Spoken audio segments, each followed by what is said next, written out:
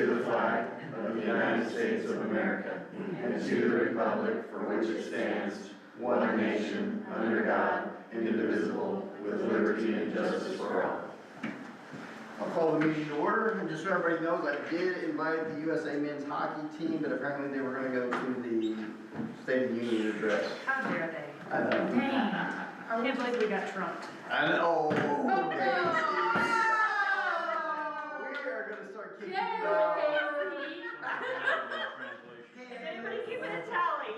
Every single time. We're gonna get like a $500 jar instead of a purse jar. We're gonna have a bag, just a bag Casey Joe jar. Casey and her dad jokes. Alright, ma'am, if you'll, go ahead and call roll. Present. Alderman Blizzard, Present. Alderman Hill, Present. Alderman King, Present. Alderman Lancaster, Alderman Matheson, Present. and Alderman Wilson. Alright, we do have a quorum. Anything on the consent agenda? Or the agenda? No changes to the agenda, and nothing on the consent.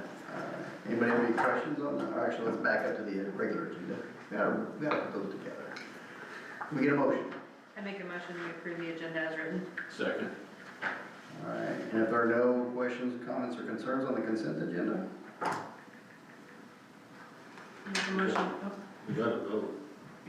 No. I'm in a hurry. He wants to get home to So the we state got of a Utah. first and a second, everybody in favor, say aye. Aye. Anybody opposed?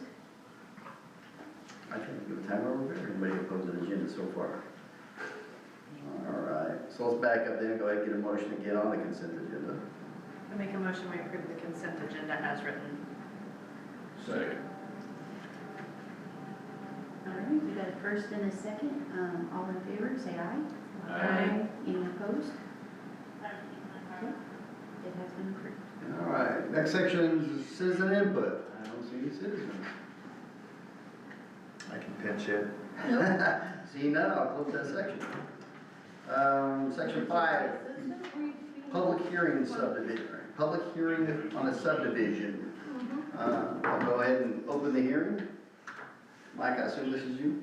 This is absolutely me. So what we have proposed is not an ordinance form, so this will be just a discussion and public hearing.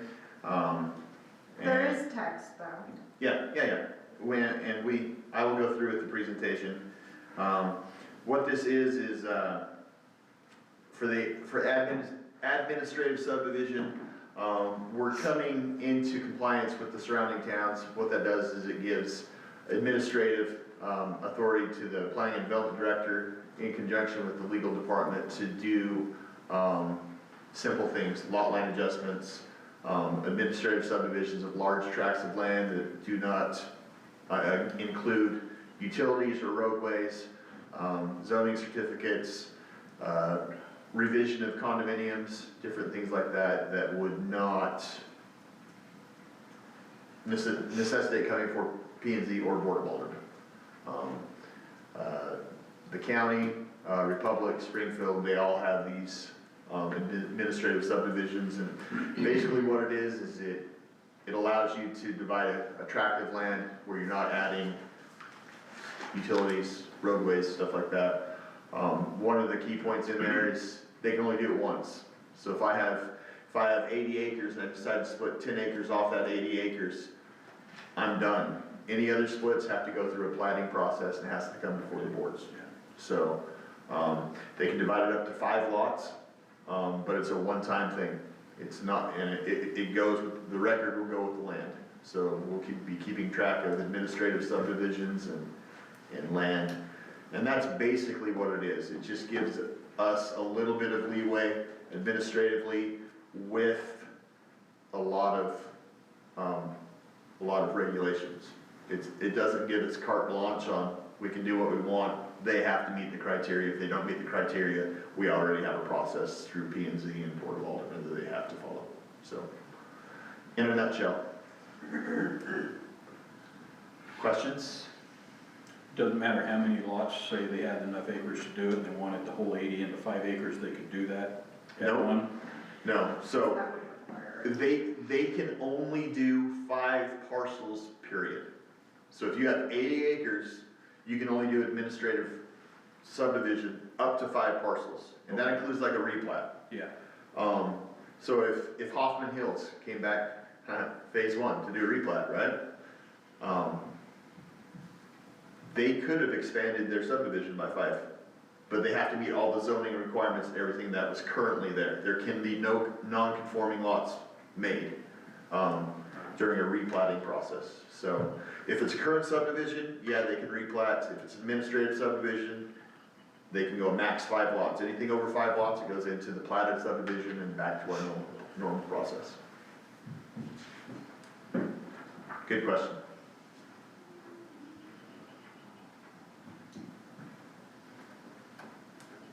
Anybody else?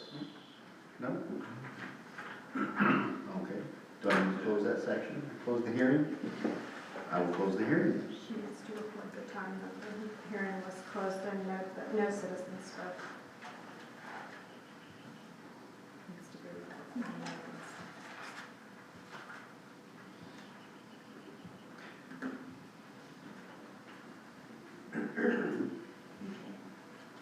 All right, item number 6, project manager report.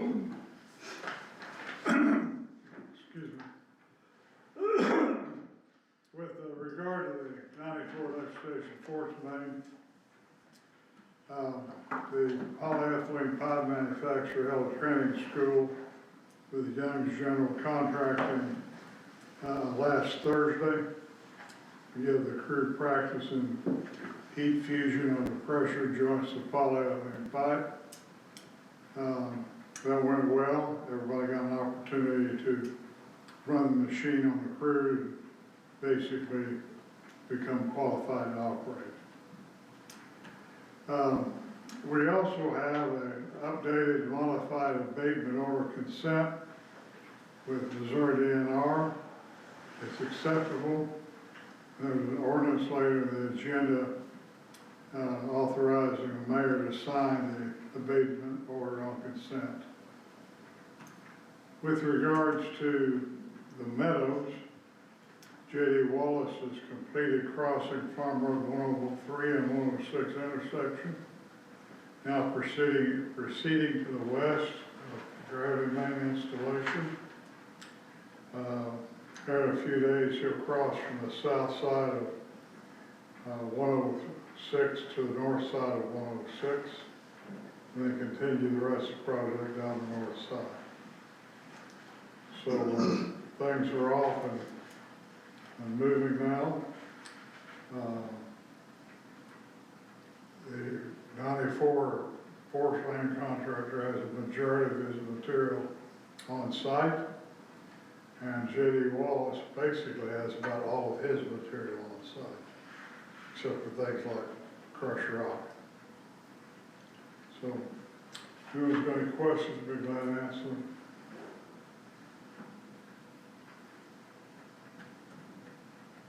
Does not appear so. All right, thank you, Steve. What do we have for under proposals, Wes? No proposal. All right. Number 8, ordinance. You want to go ahead and read this, Tammy, or do you want to do it?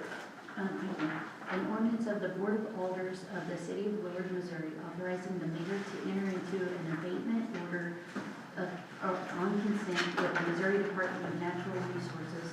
First and second. Should that read of consent or on consent? On consent is the way the agency uses it. Is it? Okay.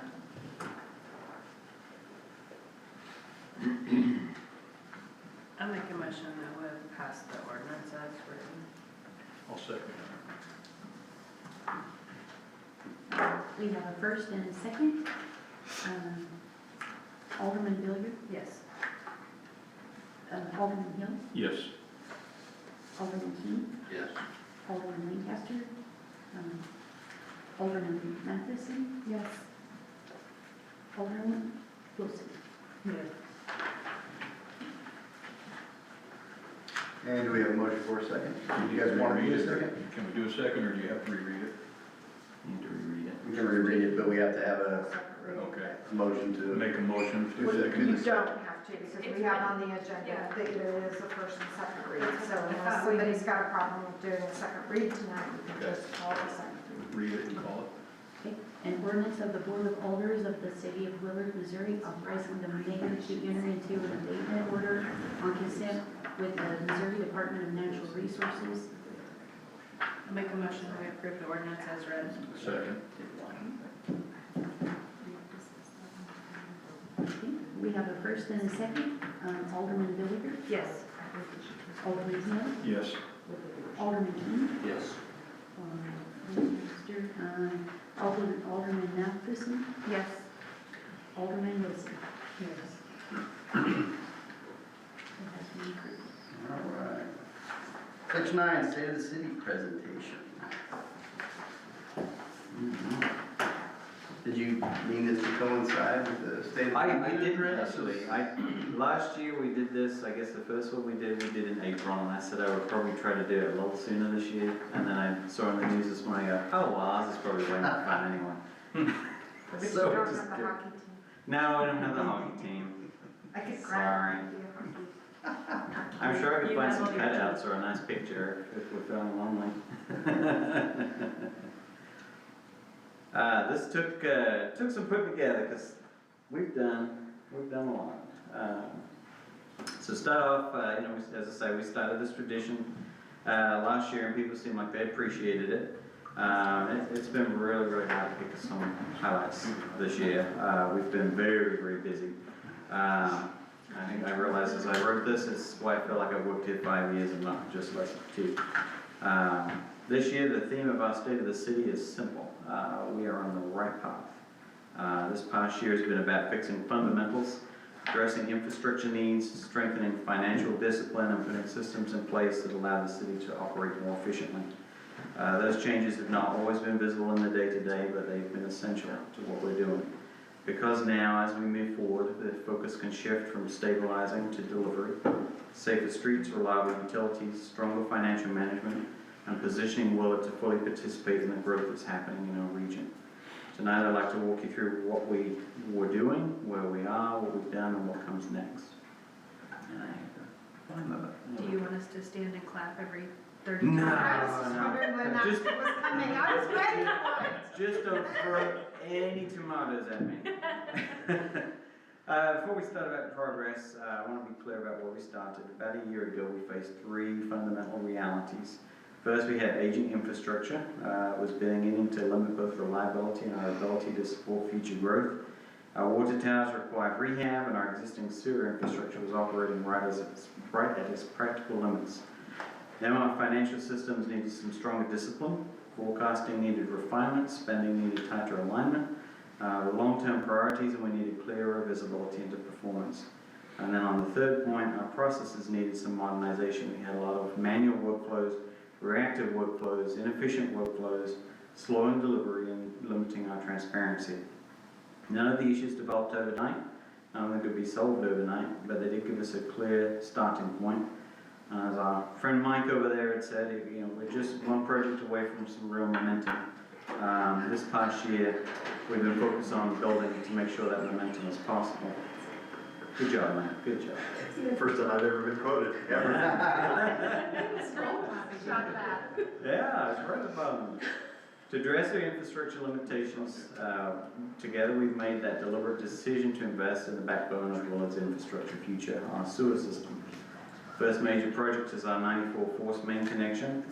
That is a $5.8 million investment in reliability and growth capacity, supported by more than $2.9 million in federal grant funding through the US EPA, along with our settlement proceeds and some local financing. Once that one's complete, that project will significantly improve system reliability, ensure that our infrastructure can support future development responsibly, and is poised to deliver our next 20 years of capacity, so it's pretty meaningful. At the same time, we are also laying pipe in the ground at the Meadows. That $1.7 million project connects the Meadows area directly to Springfield's lift station. As we know, that'll unlock development capacity in the south part of town and position that area for sustained growth. These aren't short-term fixes, they're long-term investments in Willard's ability to grow. And as my friend Trevor put it, who is not here today, one of these projects would be enough to provide 20+ years of growth, so we're doing 2 of them. Another good club. Yeah. We're doing 2 and hope find ways to do more. Kind of forward-looking investment ensures we have infrastructure to support Willard's future rather than limit it. In addition to that, we've focused on expanding and improving the reliability of the system itself. Public Works has continued replacing aging galvanized water mains, some of the most failure-prone components in the system. These replacements improve our water reliability, reduce the need for emergency repairs, and strengthen fire protection around the system. At the same time, Public Works has launched this year a system-wide fire hydrant repair and replacement initiative. It's a pretty ambitious effort to ensure that the hydrants across the city are all functional, reliable, and ready where and when we need them most.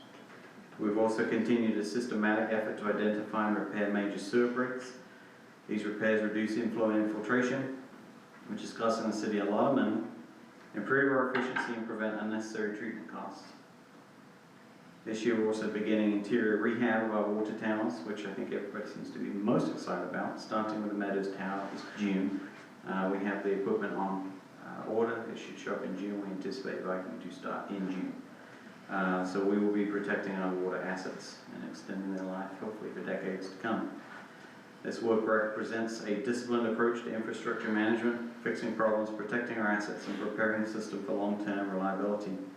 And as good old Trevor put it, we're doing all we can within our budgetary constraints to improve the system and prepare for our future, which is exactly the mindset required to ensure Willard's infrastructure remains strong and dependable. Beyond repairing and replacing, we've also modernized how we monitor and manage it. Our lift stations can now be monitored remotely through telemetry. That allows staff to see system conditions in real time and determine what requires an immediate response and what can safely wait for scheduled maintenance. This small thing has reduced unnecessary emergency call-outs. It's saved us overtime by allowing us to respond more efficiently and more intelligently to issues as they arise. At the same time, infrastructure across the city is now being digitally mapped and tracked. Hydrants, valve system components are part of a permanent record that improves maintenance planning and response time. These changes improve our accountability, improve responsiveness, and ensure resources are used efficiently. The result is faster response when it matters, better planning for the future, and lower long-term costs for the community. Because our utility remains locally controlled, those savings and efficiencies can be reinvested directly back into the utility. In addition to strengthening our utility systems, we've made significant progress on the visible infrastructure side across the city. Jackson Street saw both sidewalk and water line improvements this year, enhancing pedestrian safety while strengthening the reliability of the underlying utility system in that area. We also began the Highway 160 Stormwater Project, which is a multi-phase effort to improve drainage and reduce flooding risk in the area. So that's protecting public and private property over there. At the same time, we've launched a crack seal preservation program, protecting our existing streets and extending their useful life by keeping the surface nice and tight and watertight. We've continued targeted stormwater drainage improvements throughout the city, addressing problem areas and improving overall system performance. Looking ahead, the city's new active transportation plan provides a roadmap for improving connectivity and mobility across Willard. That work will guide future infrastructure decisions and position us, hopefully, to bring our comprehensive plan up to date sometime next year in a way that reflects both our current needs and our future direction. These efforts protect our infrastructure, improve daily life for our residents, and ensure that Willard continues to move forward in a deliberate and sustainable way. We're also trying to do more in-house to ensure that we're stretching every dollar we can a little further on the work that matters. And good old Trevor again. In addition to the new equipment we had this year has been a huge impact in project completion. They've been using it to really knock some stuff out. It was also very helpful in the response time over the snow, getting dug out of that. Public safety begins with people. In April of 2025, the voters of Willard approved the half-cent law enforcement sales tax, which was a general tax devoted to public safety purposes. That decision allowed us to make adjustments to officer compensation and ensure Willard remains competitive in recruiting and retaining qualified officers. As a result, we've seen improved morale and long-term stability within the department. and we're already seeing that impact. The Willard Police Department has experienced 0 officer turnover for over 18 months. That kind of stability is rare in today's environment, and I believe it reflects strong leadership and strong community support. That's awesome. That's a great number. At the same time, the department is investing in leadership development and succession planning, ensuring continuity and professionalism well into the future. As Tom put it, these advances have improved morale and made Willard competitive in recruiting and retention. And that stability ensures that Willard residents are served by experienced, committed officers who know the community and are invested in its future. In addition to strengthening staffing and retention, we've also improved the tools available to the officers. Willard qualified as a Missouri Blue Shield city and secured a $50,000 grant to enhance our investigative capabilities. That grant ensured the installation of the license plate readers and live camera views at key locations. Community input played an important role in shaping how these tools are used in our community, and Willard adopted a locally tailored policy governing flock application to ensure accountability, transparency, and respect for privacy remain central to the use. These tools don't replace traditional policing, but they do significantly improve our ability to identify suspects, establish timelines, and resolve cases more efficiently. What previously might have required weeks of investigation or may not have been solvable at all can now be addressed far more efficiently. And Tom explained that these tools lead to leads that previously would have been impossible to obtain. The result is faster case resolution, stronger investigations, and a safer community. And importantly, this capability was added using grant funding, reducing the financial burden on local taxpayers to implement the program.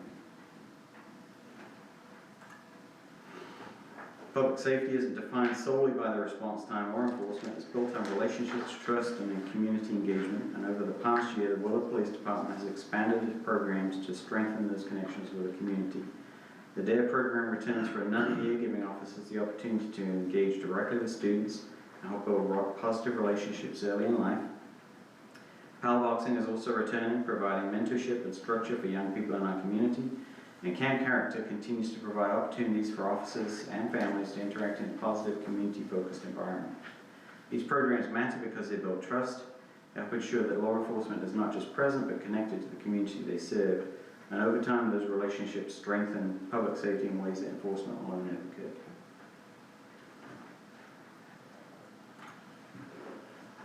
Infrastructure and growth require a strong financial foundation, and over the past year, we've taken deliberate steps to strengthen how the city manages its finances. We've implemented a more conservative budgeting approach, ensuring that projections are realistic and spending aligns with revenue receipts. We've also improved financial forecasting and strengthened spending discipline. This ensures we're making decisions based on long-term sustainability and not short-term assumptions. At the same time, we're moving to implement a new financial software package that will modernize how the city manages and reports its financial information.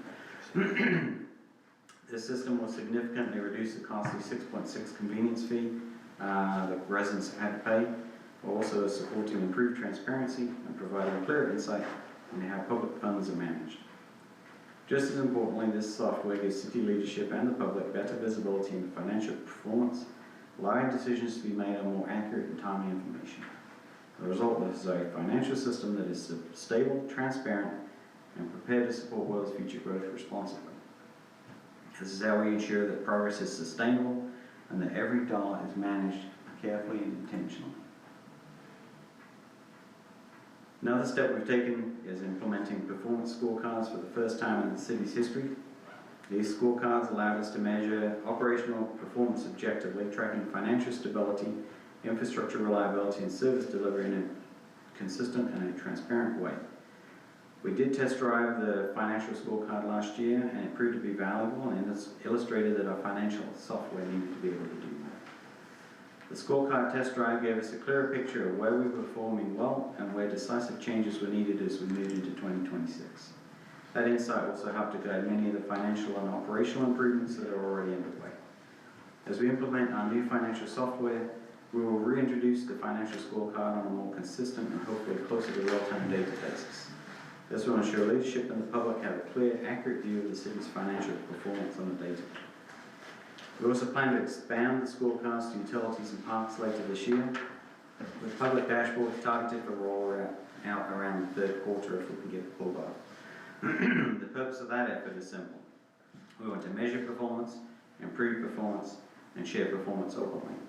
That ensures accountability, strengthens decision-making, and builds public trust. Growth doesn't happen simply because the land is available. It happens when the process is efficient, predictable, and professional. Over the past year, the Planning and Development Department has made major operational improvements to support this goal. They've implemented fully paperless development submissions, allowing plans and applications to be submitted and worked on digitally rather than through manual processes. They've also launched an online inspection system, making it easier for builders and contractors to coordinate with city staff and keep their projects moving forward. We've also implemented pre-construction meetings, bringing all the people necessary into the same room at the same time, from developers to local utility companies and everybody in between, to make sure that development goes off without a hitch. These changes improve efficiency, reduce delays, and allow staff to focus on building and supporting development rather than managing paperwork. Mike again said it's greatly improved and increased staff efficiency and made it easier for builders and developers. These improvements, I believe, position Willard as a city that is ready not to just grow, but to support growth effectively and responsibly. With stronger infrastructure, improved financial systems, and modernized operations in place, we've also focused on defining Willard's long-term direction. This year, the city completed its active transportation plan, which provides us with a roadmap for improving connectivity, mobility, and accessibility across Willard, and helps guide future infrastructure investments in a deliberate and coordinated way.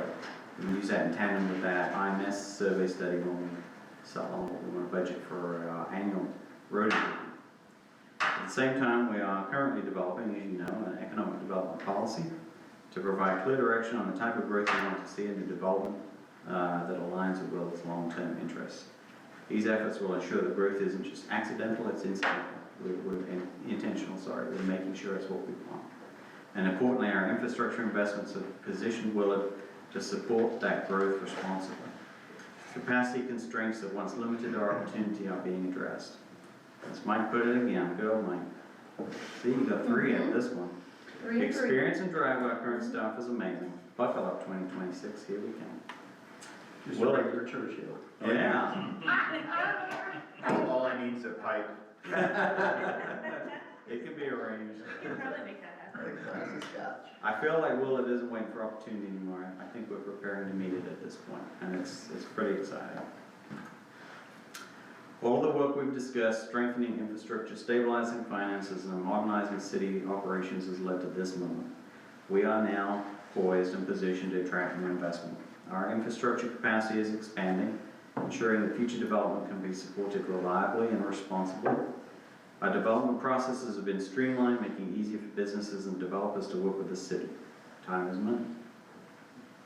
The Economic Development Task Force is active again, helping us engage, plan, consider, and look for ideas. And importantly, commercial interest seems to be increasing. We do get inquiries now. Businesses are looking at Willard. Outside communities are looking at Willard. They see the progress that's been made, and they are now starting to see the opportunity. So I think our role is clear. We have the capacity, we have the demand, and we need to land the business. This means attracting the right development at the right pace in a way that strengthens our community and supports Willard's long-term future. Progress we've made over the past year was about strengthening the foundation, so the year ahead is about continuing that work and delivering measurable results. We will complete the Meadows trunk line, expanding sewer capacity and supporting growth in the south part of the city. We will continue work on the 94 connection to Springfield, ensuring long-term reliability and unlocking future development capacity. We will continue replacing aging hydrants and infrastructure, improving reliability and strengthening public safety. Stormwater and road improvements will also continue, protecting infrastructure and improving daily life of residents. We will implement the city's economic development policy, providing clear direction and ensuring that future growth aligns with Willard's long-term vision. And at the same time, we will continue implementing zero-based budgeting and priority-based budgeting to ensure that every dollar is evaluated intentionally and that the city resources are assigned to services and investments that matter most. And we will expand the public performance dashboard, giving residents a clearer visibility into city performance and progress. These priorities reflect a continued commitment to disciplined investment, operational improvement, and responsible growth.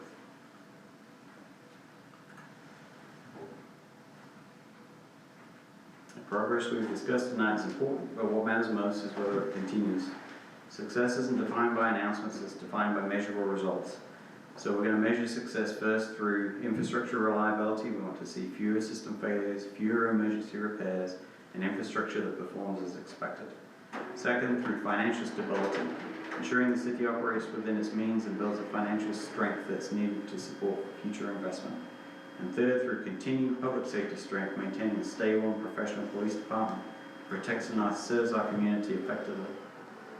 We'll measure success through development activity, responsible growth that reflects confidence in Willard's future, and through service responsibility, ensuring that residents and businesses receive timely, efficient, and professional service from the city. And finally, through public transparency, making sure that residents can see clearly how the city is performing. That's how we can ensure accountability in what we're doing, and that's how we ensure that progress will continue. And that's how I think we ensure Willard's future remains strong. So over the past year, we focused on strengthening the foundation. I believe Willard is on the right path because we're doing the right work, fixing what we own, investing where it counts, and building for our future. And that is all I got. Thanks to everybody. Let's keep going. Right? Bring out some tomatoes. I didn't have any tomatoes, sorry. There's a way one.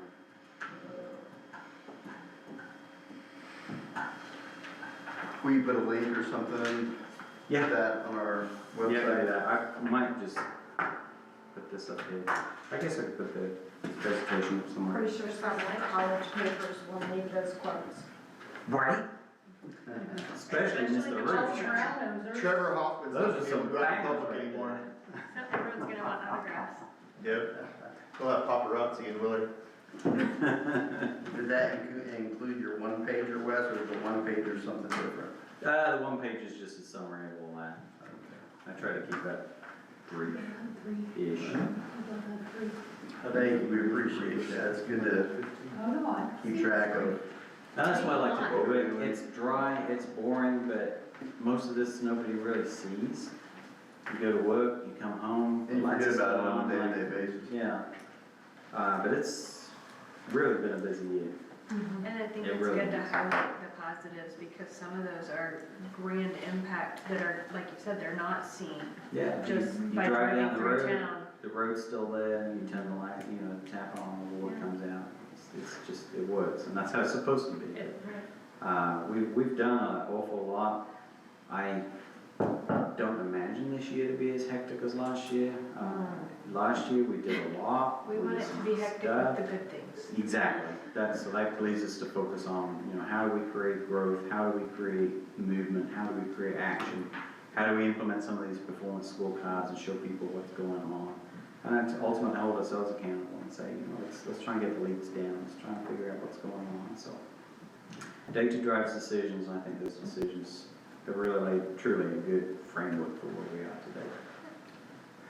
One of the things that makes me happy is that whenever I do hear from people that, they've made contact with whatever department with the city, whether it's planning and zoning or the police, they don't always get the answer they want, but I very rarely hear that I call them, they never call me back, or they call me back and they were rude or mean to me, or I don't hear that.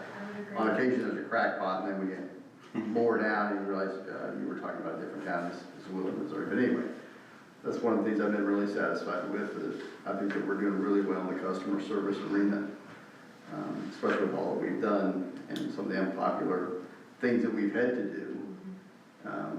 But I think that the city staff has done just an excellent job in educating the public and explaining why things need to be done.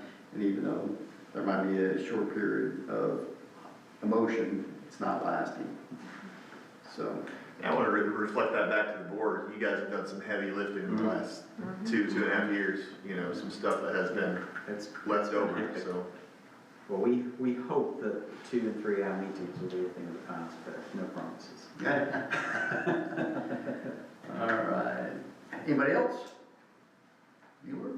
All right. Anything for city administrator remarks? Just a couple things. Okay. With what's left of my list. You'll see we're tidying the house a little bit. Alright? Part of the rebranding, I told you it's coming, we're doing it on a shoestring budget. but staff have been doing well. Even Mike's been doing some painting. He managed to wipe it off his elbow, he's still got it on your elbow. I know. We finally filled up this random window thing, so that'll be a change. We're going to get this painted. I don't know if it'll be done by the next meeting, but we'll see. And then from there, we'll get some acoustic panels up to kind of deaden some of that echo, and then hopefully people who listen at home will be able to hear us better. But we're trying to get our public spaces looking kind of nice. There'll be some reconfiguration out here to create a driveway that goes around back. Because when court is busy, it's a nightmare. You pull in, you can't get out, and you're stuck. So we'll close the driveway, we'll wrap around, and then that way if you can't park, you can just keep going around the back, parking on a nice big parking lot out back. And part of that, they're putting in some sidewalks as well to kind of barrier that off as well. So you'll see some changes, a little lick of paint, and then this sign. Hopefully nobody has any emotional attachment to the city hall sign. Tell them how you really feel about it. It will be removed and replaced with a sign that matches all the other signs around the city. Does that mean that the board gets to go have target practice? I'm sad that we're saying that. If they're gentle enough I to don't decide when it know comes down, somebody sure. running for that. Yeah, we're gonna take that down. They're gonna put a pad in. I mean, we've got these lovely signs for North Park, for Jackson Park, so we're gonna make one that just matches. And then we'll try and figure out some signage for all the city buildings that just match. A bit more modern, a bit more refreshing, don't have wood hanging on. So we're working on some things. Update on Farm Road 103, it opened late last week. Farm Road 106, it sounds like it'll be shut down maybe for a couple of weeks. There was an option to do intermittent opening, but it seems like probably the best idea is just leave it shut till they're all finished. So that's one we're working through. And then as far as meadows, I mentioned in my remarks, the equipment is reserved for June. We have a well out there, and we're running a variable pump that they'll install for us while the tower is down to kind of keep the pressures up and keep the water flowing. So it looks like everything's in place for June, so pretty excited about that. I'll get some more updates, maybe a manager's minute when work breaks out there to show people what's going on, show them some more about the inside of the tank. It's mind-blowing how it looks, but it's going to look even better, more mind-blowing when it's finished. And then just a FYI, we're noticing a little shakiness with that Donna, so we'll likely move ahead and fill that position within the salary available. She's worked on the budgetary constraints, I think we're good. And then Jason is also moving to refill the assistant director position. We're implementing that assessment center style interview process for that position since it's a director level position. So hopefully we'll have something to update you with on that soon. And that is everything that I have. All right, thank you. All right, item number 11 looks to be discussion on the park sales tax that we tabled last time to talk about some numbers and kind of what money was coming from the county and how much we were submitting versus how much we were getting back, kind of thing. So for sales tax, 1% comes to the city, 0.5% comes for city capital improvements, and 0.5% comes for city stormwater and local parks. That being said, Slow down there, Turbo. Okay, we're making The notes third in one here. was 1%. 1% Parks city, and stormwater, is that what you said? or- yep, So under 644, you already have 0.5%. Don't confuse us, Holly. Oh, man. That's authorized. The stormwater I think all and three parks of these are general, is- so I think. half, 0.5%. 1/2%. is 0.5%, but is that authorized under 644 or is that authorized under the general? Yeah, I think that all three are authorized under general. I think all three are authorized under general, yeah. Because they normally don't call those out except for when it's 644. That's why I'm concerned, because you have it. Well, The this came last from the hand budget that I officer had of Green was County, so. From Nate, he did a tax memo. So last what, can you year, and tell it me, was because all you're gonna have to go three. slow with me here when it comes to Okay, I'll numbers. do it again because I didn't get it all the time. 1% is just city. Okay. However we choose General to fund, use it, however yeah. it's Yep. used, okay. 0.5% is for city capital improvements. And the other 0.5% is for city stormwater and local parks. It's a half. And can you tell me what that number is, that 0.5% to the parks and stormwater? Is there a raw number attached to that we got last year? Yep. I have a raw number, I just pulled December. Okay, that's fine too. Okay, so for December, for the water and local parks, we got $27,839. And is that pretty consistent month to month-ish? Yes. Okay. And do we know out of that 27,839 number, it goes to 2 locations, do we know how much goes to parks and how much goes to stormwater? So actually, all of this went to parks. All of it went to parks, okay. And is that generally Is that the, consistent throughout the year? That's what I was All just of gonna the say, is parks that- capital improvement tax is what they've been doing it previously. It's the parks capital improvement tax. I don't think they've been using it for stormwater at all. so it's pretty consistent, Mhm. that it goes to parks every month there? Mhm. Okay. So then if it was consistently, let's just estimate it's consistently 27,000 a month Multiplier. times 12, we're looking at 324,000 from that 0.5% has already been going into parks. Mhm. They also have 2 Green County sales or parks tax they get too. And what They are- get, when Green County does their, park tax, we get 2.123% of it. So in January, they got $18,000 for each parks, they have 2 parks taxes. So it's, oh, So they got 18,000 for both parks taxes. 18,000 apiece or each? Each. so times So 2. 36,000 total. Mhm. Is that the total for the year, or is that? That was just for January. For the month? Mhm. Okay, so help me out here. So the first one we talked about is the general sales tax, so where we get the 0.5%. Right. And then there's 2 others for the parks that That are come from the 18K Springfield, Green County. ish. So Mhm. about $36,000. So we're talking about 2 separate accounts, if you So will, 2 that's separate taxes. 36,000 a month? Mhm. What's that on 12, Casey?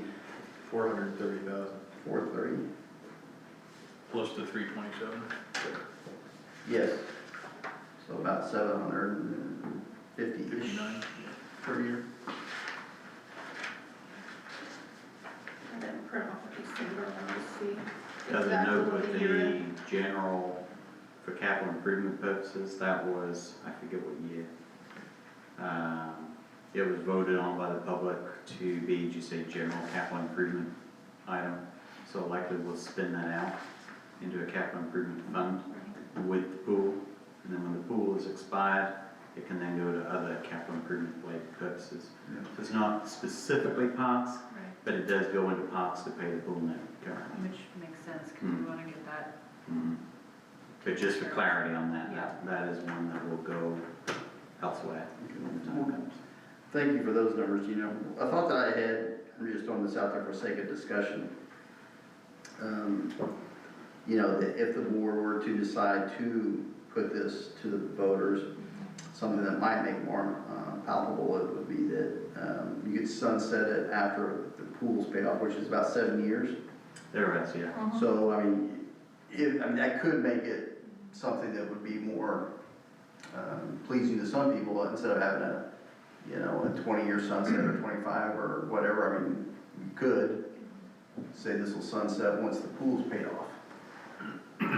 Because obviously that would drastically affect the park's budget. Well, I mean, from a budgetary perspective, the capital improvement sales Covers tax we that right now. receive covers it, so I know it's floated occasionally as being a reason, but it's not the reason. True.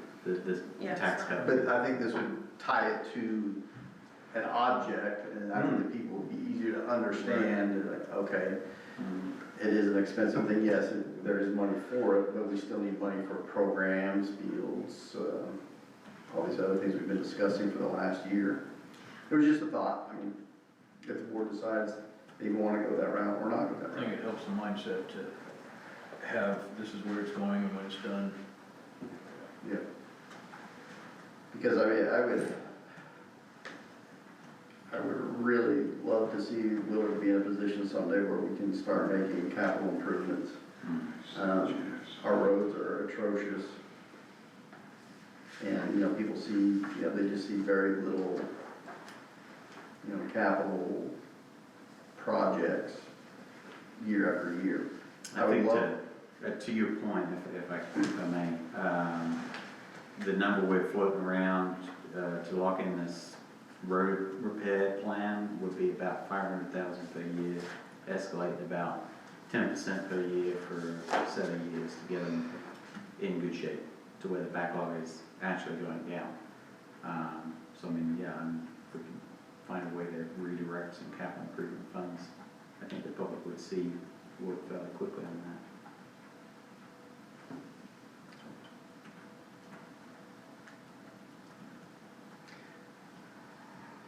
So, now that everybody's had a couple weeks to think about it and digest it, what are your thoughts, or any in a certain direction, not a direction? I would really like to see the Parks Department do more, before trying to get more money coming in, I would really like to see more work at working within the budget they have. That's just my take on it. Rather than throw more money at them, work within a budget. Once you can Because show that, then I would feel a lot better about moving forward with giving more money if I knew that it was possible to work within a set budget.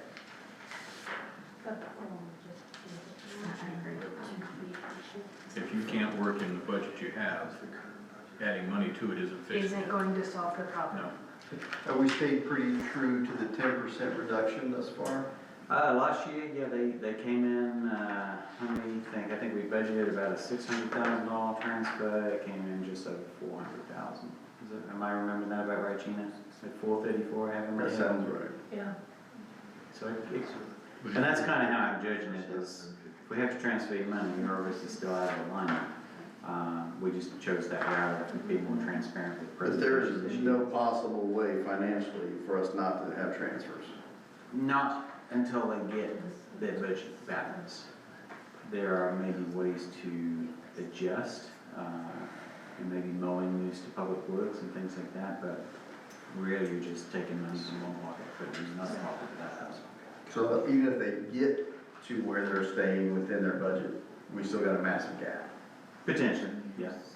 Yeah, I mean, if you talking, I think they were talking about 0.25% on this, and it's not gonna cover the anticipated transfer in any meaningful way. And then again, if you remove the capital improvement pot, sales tax, you know, that it's not gonna suddenly be a windfall to them, because unless they're building parks at $300,000 a year, it can't be used for that, it can't be used for operations, so someone will have to give one way or another. Yeah, I just don't want to be having the same discussion next year. I mean, we've been having this discussion for months and months, and I just don't want to be sitting here next year wondering where we're going to find money for the Parks Department. Right. Because we know where we are with cuts and where that led us. We're not going to be able to cut our way into profitability or even a level. Pots generally aren't profitable, but, you know, kind of like the utility discussion. There should be some level, I think, of, you know, covering costs. I think, you know, they focus a lot on cuts rather than a lot on the revenue side. So I think personally there is time to continue those discussions.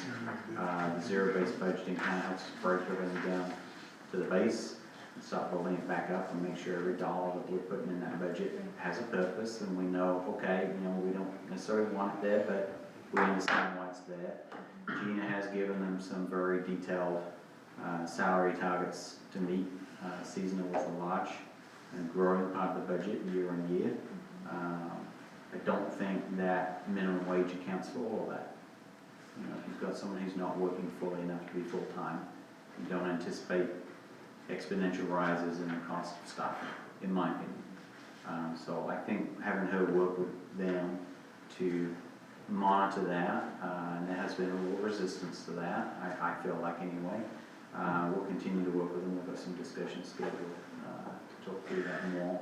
Maybe we can get an understanding of the holistic picture and how it looks. You know, they want to maintain a stable of staff, for example, so they can pull this pool and then send them to the house, and then pull this pool, and then if this pool doesn't show up, they pull this pool. So we can work with that, but we need to understand the broader financial implications on the salary side of things. And I think that's kind of where we're still having a little discussion. But long story short, I don't imagine it's gonna be a break-even proposition. But I've seen other places where, you know, they have a Parks and Rec board that operates certain parts of the operations, and they do it profitably to a point. And then they take those funds and use it to fund other parks-related operations. So it can be done. I'm not saying I expect them to be profitable. No. I just would like to see them maintain with a set budget. Mm-hmm. So I've put into Jason's head that pretty much I want whatever money you make out of basketball to cover your people repping and the cost of the t-shirts. You know, so you have to charge that much. Concessions, I want it to cover the cost of the supplies. Jason's never been given a set number, right, to stay within a budget, right? Well, he has his numbers, but it's a broad category. Like concessions is all one number for the Sure, but whole. I think what Casey's talking about to satisfy her mind, I know what she's saying, is You have that an we will annual feel better budget if he's got an annual budget Or, of X, or that he's to got break to it X, down but even we don't know what further, X this is. is your monthly budget. No. Yeah, don't go Well, over your monthly budget. I would not say in any meaningful way. I think last year was the first time he got told, you know, we need to reduce this by X amount. When I first got here, I probably misquoted it a little wrong at this point, but I think it might have been Sam who said, you know, they've been without a parent for a while. So I think it's safe to say, no, this is your answer. And I've been calling out a lot of things, like when they want to order stuff, I'm like, do you really need that? And Yeah. pushing back. That has been a question, because do we need all new supplies every time we have an event? Exactly. And I brought that up. I'm like, when we had Cocoa with Santa, you guys bought a bulletin board, you got an easel, where are they? Do you have them to where you can use them for the next event? That kind of stuff I have been talking to Jason about. He also, I brought him in and showed him my spreadsheet, and every time he asks me a question or sends me an invoice wanting fitness equipment, I'm like, well, you have a $3,500 budget, how much you got left? And I'm like, I can tell you right now, you spent this. And I showed him, I just filter it down. I have filters on it, and I filter it by the account number. I said, this is what you got, and I add it every single time I get a purchase order. You can do this too. This is how I do it, this is how you can do it. That's how I always did it working in the nursing homes. That's how we did it. Every department had a set budget amount per month. And what was left at the end of the month could carry over to the next one. But if you were out of budget by the 20th, sorry, Yep. no purchases. And that's how my mind operates. It's no different from your household. You can't spend money you don't have. And I feel like the Parks Department to this point just keeps going back to mom and dad and, hey, I'm out of money. Hey, we need this, or we want this, and we need you to pay for it. And I don't think that's fair to the taxpayers of Willard, because they just keep supporting that over and over. And ultimately, and this is the problem, 85% of them are not members of the Parks Department. They don't do anything with parks, and they are supporting that unknowingly. That's the part that I think is the most bothersome. So that's where I want to see a little bit more control with the budget.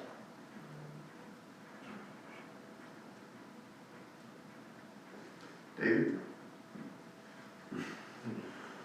You don't wanna hear it. On the budget. On the budget.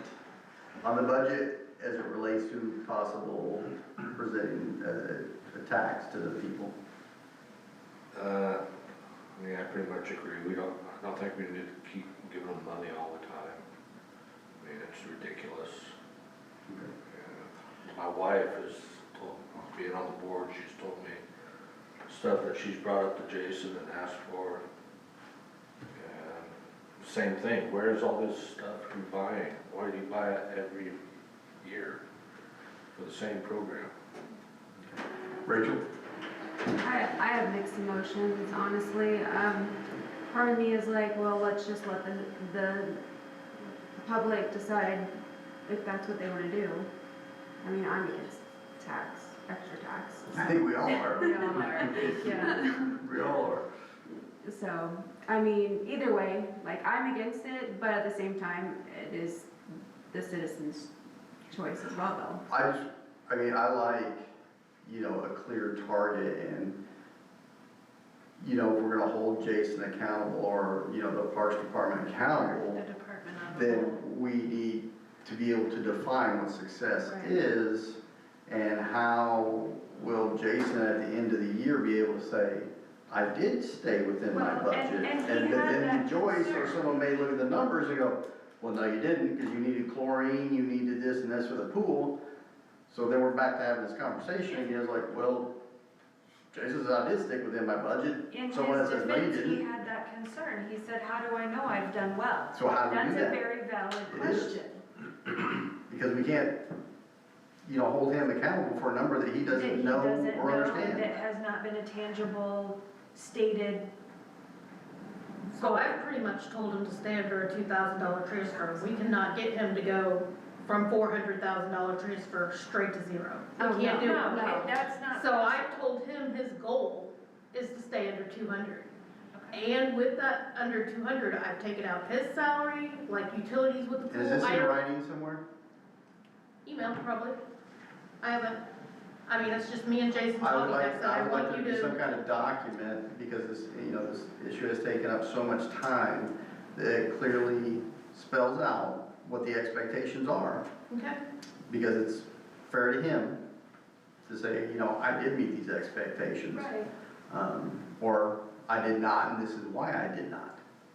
Because the board wanted a new springboard at the pool that cost $50,000 or whatever.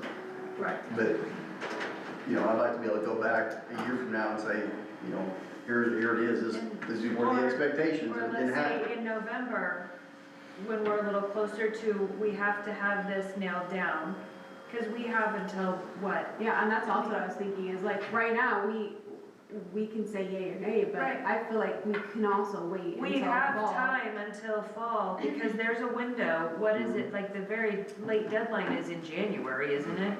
To put something on the ballot? County by the Yeah, end you of can December. vote to put it on the ballot, it's The end of December. 10 Tuesdays before the Okay. April election, So so you we can vote could, that Monday night. ultimately, we can have a goal set and revisit even a couple of times between now and that point to see like set a benchmark and see where we are towards that benchmark. How are we doing? Is it attainable? Is this something that we can accomplish? Is this something that as a department, everybody is on board with working towards? Because I think that would also be helpful to know, that everybody is willing to work together. And that And we being may- said, every Monday, they get a copy of their budget. Like, he gets his revenue and expenses every Monday. And So he knowing, can see how much he spent based on last week to this week, or how much he spent this month to last month. He gets it every Monday. so we have benchmarks, he has benchmarks, and we know, we can talk about this again, let's say maybe in August, and see where we are, and then we could finalize it in November and say, okay, yeah, we think this is working, this is great. Give it the go-ahead to put it on the ballot, because we know that we're making progress. Or put the brakes on, this is not going where it needs to go. So I feel like it's a little early right now to say yes or no, because there's still so much time between now and our deadline. I'd say August would be a good time, we have the pool, we'll be closing, that's a good time to see how we are doing. That's true. And I think there are several programs, because what may end up happening, just to present a doomsday gloomy Somebody throw perspective, something at him. is that, Where's those tomatoes? well, we may end up, once he gets this number and then begins to drill down on all the programs, Right. the Parks Board may be coming back to us and saying, okay, if you wanna meet this number right here, we gotta cut these And 4, which that- ones do you wanna cut, or all That 4 of could them? be too, where the reality. But that needs to happen sets in. well before the program gets Exactly. advertised and enrolled. We Exactly, may not have as much time as you think. and that's. Well, I mean, they true. just increased their prices. Yeah, that's not gonna make it That's dent not gonna That's not gonna make make enough it of dent. a, in what's needed. So, okay, Jeremy, what are your thoughts? Question first, Wes, you said that currently we will not be able to avoid a transfer. I don't see any way, like, echoing really what Gina said, if you cut from 400 to 0, I mean, it's gonna be a substantial change that needs to be made, and that gets into the area of, I think, will cause the public concern in the first place, so then we have to stage a Interdiction. slow withdrawal, an interdiction, yeah, I mean, Okay. we need to be strategic about it without. But it is possible to get, how many years to get to where there is no transfer needed? It's gonna be difficult to say, because it's gonna be a lot of what ifs and maybes in that. Yes, there are always. I think the goal variables. should always be 0 transfer. Yes, But, but your variables that you have, are there any variables that can become fixed? So they're no longer a variable? the pool payment. Yes, but you also mentioned that roads, you're gonna need 500,000 with 50,000 a year for 10 years, which puts you at $1 million at the end of 10. Where's that gonna come from? That's the $1 million question. Yeah. Yeah. It's all about balance, and I think that's where, honestly, where the priority stuff will come in. You guys telling us roads is important, or infrastructure is the most important. Right. And we factor that into decision-making processes on the back end. As far as parks, I think for what I see, and Gina, feel free to jump in, but, and I think this speaks to your point, fixed costs, in my opinion, you'd be looking at, you know, within realms of plausibility as wages maybe go up, but what does it take to maintain the properties we have? Most people, you know, you wanna go to a park, you wanna walk around the park, that's most of us interactions with the park system. You don't necessarily all have the time to go to the fitness center or go to the swimming pool, and I think that talks to what we talked about in the economic development task force. People go to work in Springfield, they come home, it's late, they want to do something in the evening. Parks and Rec is closed, pool is closed, so, but you can go around the park, and enjoy the park, so that might be the closest we can get to a fixed, you know, the things that most of the community, 85% of the community that doesn't sign up to Parks and Rec department membership can use and enjoy. That's But we kind don't of know how I what that explained is. it to Jason, that, you know, like, when you're looking at your budget and stuff, don't put in your parks maintenance, don't put in your salary or Sam's salary. They're fixed. We have to have parks director, Yes. we have to have maintenance, we have to have that stuff. So I've been telling him, I don't want you to consider that your budget. If we do a transfer, which we know we will, Yeah, that amount will come out of that transfer. so a part of what I think is a variable right now is he does not know what it costs to run the basketball, soccer, baseball, okay? You have to nail down what does that absolutely cost and how much does it generate? Exactly. We I need to also see asked that. him that in the meeting. I asked him, I'm like, I wanna see subcategories of each event. Joyce has been Joyce has asking been that for a asking year. this for I know, 3 but now I'm 3 going years. to in the park meetings and asking the same thing, so Are you getting any answers? I mean, I just asked this last time, so we'll see this week. We know that some of the programs do not produce, that's understandable, but you have to know what they cost. Exactly. They may not produce, and that's fine, but they do have a cost, and if you don't have a fixed number assessed to what it costs, you just keep putting money at it, then it needs canceled. Yeah, And- we're just and going back there's to a mom and tipping- dad and saying, give me more money. There's a tipping point in which the costs oversees or Yes. overrides its Outrides. value. So should the city be What's your supplementing return on 5 investment? people who want a soccer system? Right. And we talked about in the Parks meeting, I think it was in the Parks meeting anyway, maybe having like a treasurer's report. It came up from the disc golf. You know, track the donations coming in, track what you spend it on, have the Parks Board review the treasurer's report for that piece, sign off on it, and then from there, you expand it into the programs. Okay, here's the receipts that came in, here's the staff inputs that went into it, the equipment inputs that went into it, have the Parks Board sign off on it. Everybody knows what's going on then, now we have a measure. I don't know, if that will gain traction, but I think that needs to come really from the Parks Board. That's something that can be done. So, That's a start. to answer your question, until I see fixed cost versus variable cost, I'm with, we'll table it. Carol? Done? Okay. We'll, I wanna put in a citizen plug because go ahead. I am a It's citizen. gonna be quote worthy? You know who you're talking to, Mayor? Only if you have your wading boots on. So when I moved to Willard, I didn't move here for, you know, I didn't know the people. I didn't move here for the people, but I didn't know the people. But we were impressed with the park system. We were impressed that this small town looked very nice, looked very presentable, and we do use the facilities. And I know nobody's here is saying, hey, I mean, you're not gonna have a parks department that's making money. You know, No. they provide a service to the community, and I appreciate that service, you know. But there has to be accountability and transparency, so I can appreciate where you're going.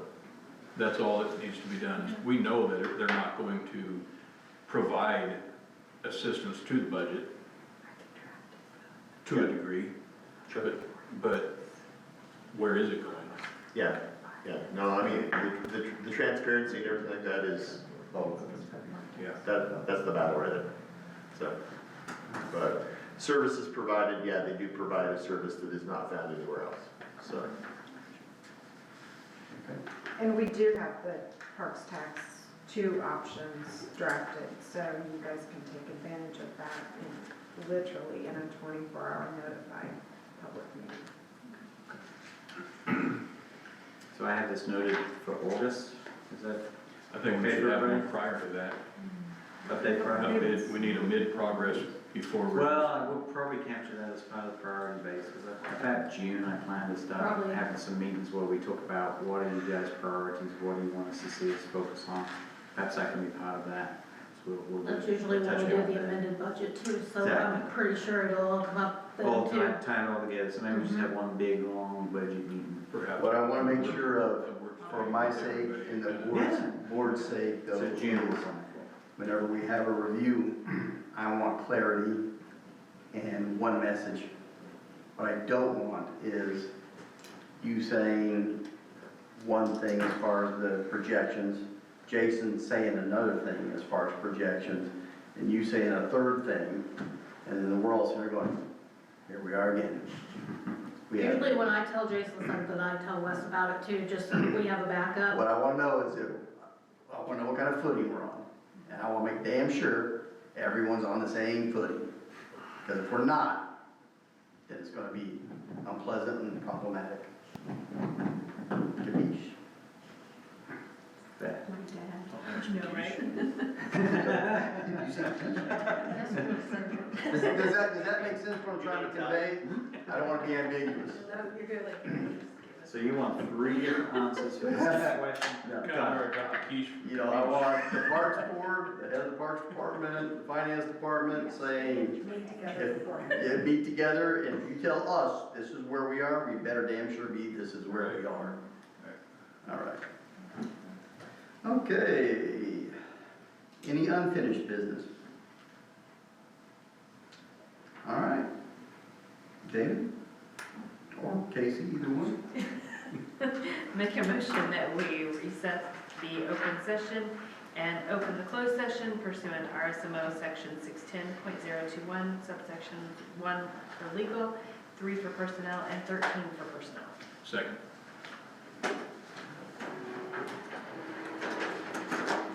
We have a first and a second.